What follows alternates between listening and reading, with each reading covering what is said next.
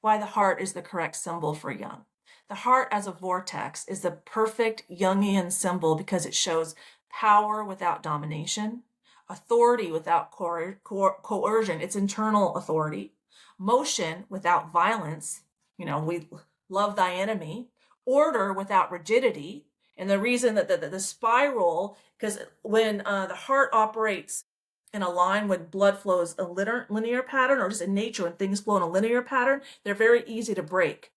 But that spiral flow is much more flexible and stable in the long term in multiple environments. Okay, so center without tyranny.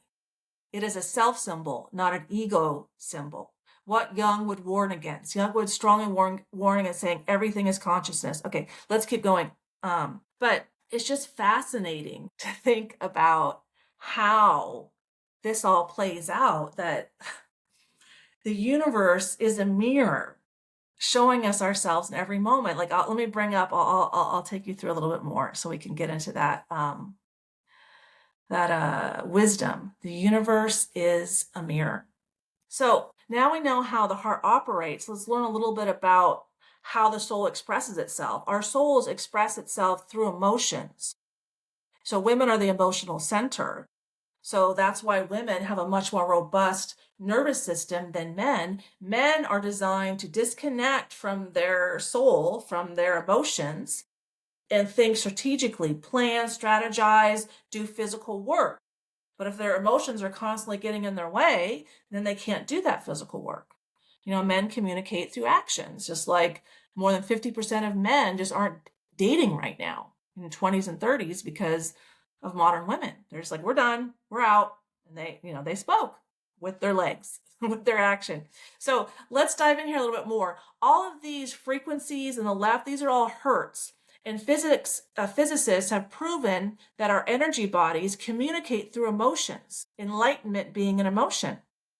So our emotions come out of our hearts, and then they align, they calibrate our nervous system. So when you have childhood trauma, you spend most of your time down here in anger, desire, fear, grief. And so that calibrates your nervous system to respond, to react to all of this. And we can only when our emotional range is so small, we don't grow into mature adults. And so the universe being a mirror, showing me myself in every moment as a constant feedback loop for self-improvement, my emotions are projected externally, right? And then, like I told you, here's a two-prong experiment. I can show it to you, but here, I'll show it to you.